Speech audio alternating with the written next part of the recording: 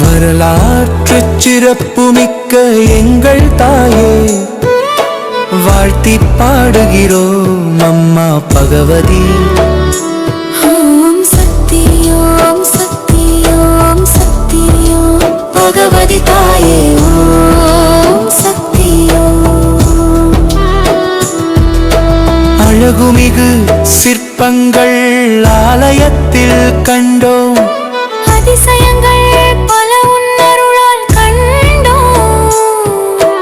அகக்கண்ணால் உன்னை காணும் பாக்கியம் அளித்தாய் அம்மா எங்கள் பகவதி.